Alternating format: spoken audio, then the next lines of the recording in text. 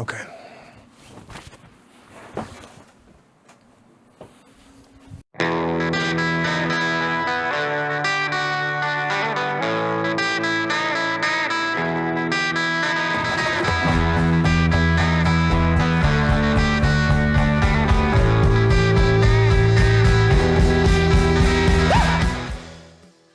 It's 1875, and the private Los Angeles City Water Company just got a new superintending engineer, self-taught 19-year-old Frederick Eaton. 3 years later, in 1878, Eaton hires a 23-year-old Irish immigrant named William Mulholland as deputy water distributor to dig canals from the Los Angeles River. Eaton spearheads the expansion of the company's water system during his 9-year term as superintending engineer, leaving in 1886 after being elected city engineer, and is then replaced by Mulholland. In 1897, with the end of the LACWC's 30-year waterworks lease approaching, city engineers create plans for an updated water system and decide to purchase the LACWCs. Eaton, campaigning on establishing this new municipal water system, is elected mayor of Los Angeles from 1898 to 1900, and a $2.09 million bond measure is approved by city voters to purchase the LACWC system in 1899. A few years later, in 1902, the Los Angeles Water Department is established, with Mulholland appointed its superintendent by Eaton. Now, just beyond the turn of the 20th century, the population of the city of Los Angeles had more than doubled over the decade prior, exceeding both 102,000 people and, allegedly, the capacity of the Los Angeles River.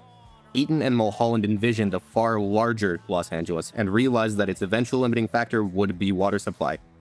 After Eaton recalled a camping trip in the Sierra Nevada mountains where he gazed down upon the Owens Lake and thought about all the fresh water flowing into it and going to waste, he brought Mulholland with him to the Owens Valley in 1904 to show him his vision, and Mulholland readily endorsed Eaton's proposal for a 200-mile aqueduct. By then, Eaton had already begun purchasing thousands of acres of land in the Owens Valley, coincidentally right as what was, at the time, the United States Reclamation Service was in the process of obtaining land throughout the area for a large irrigation project as part of the Newlands Reclamation Act. The regional engineer for the Reclamation Service, Joseph Lippincott, was a close associate of Eaton, serving as a paid private consultant and advising Eaton on how best to secure water rights for Los Angeles. Eaton worked as a nominal agent for the Reclamation Service through Lippincott, which provided him access to inside information regarding water rights and giving him the opportunity to recommend actions to the Reclamation Service that would benefit the aqueduct project. Many local farmers willingly gave up their land to the Reclamation Service to make the irrigation project possible. However, as Eaton was also purchasing the aforementioned large quantities of land in the Owens Valley, it was a common but ill-founded assumption in the valley that Eaton was representing the Reclamation Service. Eaton did nothing to correct the inference that his activity in the valley was related to the government project. Eaton claimed in a 1905 interview with the Los Angeles Express that he turned over all of his water rights to the city of Los Angeles without being paid for them, save retaining the cattle that he had been compelled to take when making the deals, and mountain pasture land that was of no value except for grazing purposes. In addition to Eaton's efforts, Mulholland also misled both the people of Owens Valley, claiming they would only divert unused flow from the Owens River, and the Los Angeles public opinion, dramatically understating the amount of water locally available for the city's continued growth. The residents of Owens Valley were never made aware that the real intention was to fill the San Fernando Valley aquifer to the north of LA, which was not part of the city. Although the area was ideal for water storage, the Los Angeles City Charter prohibited the sale, lease, or other use of the city's water without a 2/3 voter approval, a limitation that could be bypassed via, say, the annexation of a large portion of the San Fernando Valley to the city of Los Angeles, which would also raise the city's debt limit, allowing the financing of the aqueduct. Alongside Mulholland, Eaton, through his friend at the Los Angeles Times, Harrison Gray Otis, drastically overstated the urgency of the aqueduct project and ran scare articles about the allegedly dwindling water supply. 2 bonds were approved by Los Angeles voters to fund the project, the inaugural for $1.5 million in 1905, and a second for $24.5 million in 1907. Construction lasted from 1908 to 1913, with employment numbers reaching their height at 3,900 workers in May of 1909. The first aqueduct originally consisted of 6 storage reservoirs and 215 miles of conduit, entirely gravity-fed, thanks to the 2,500-foot elevation difference between the diversion on the Owens River, 35 miles north of what remains of Owens Lake, down to the bottom of the Cascades in Sylmar. As the aggressive water rights acquisitions continued and more water was diverted from the river, the surrounding ecosystem continued to dry until barren, with the lake empty by 1926. Owens Valley farmers retaliated by dynamiting sections of the aqueduct, and in 1924, a group of ranchers seized control of the Alabama Gates 15 miles north of Owens Lake, briefly redirecting the flow back out of the canal. The resistance collapsed in 1927 following the Inyo County Bank, ending the conflict abruptly. Since drying, the exposed fine sediment on the lakebed would be picked up by the desert wind, turning the Owens Valley into the most dust-polluted place in the entire United States on multiple years.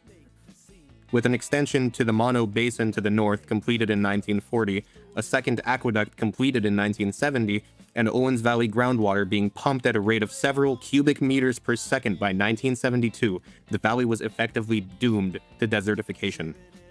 After numerous lawsuits by Inyo County and other parties, the groundwater pumping was reduced, diversion of water from Mono Lake ceased, and eventual irrigation of Owens Lake began to curb the dust pollution.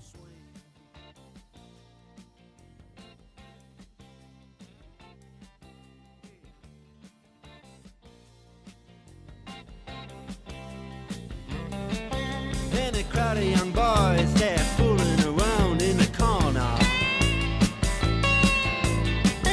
drunk and dressed in their best brown baggies in their platform soles. They don't give a damn about any trumpet playing band. It ain't what they call rock and roll. And the Sultans,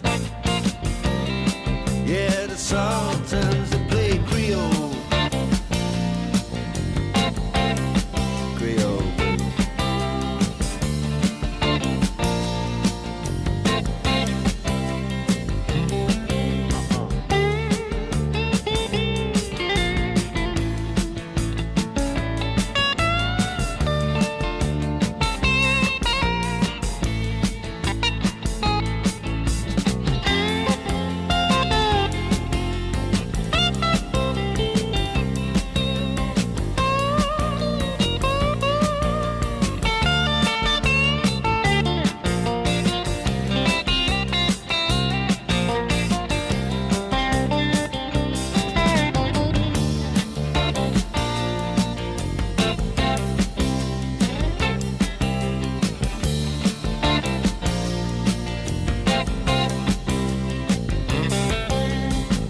And then the man steps right up to the microphone and says at last, just as the time bell rings, good night, now it's time to go home. Then he makes it fast with one more thing. We are the Sultans,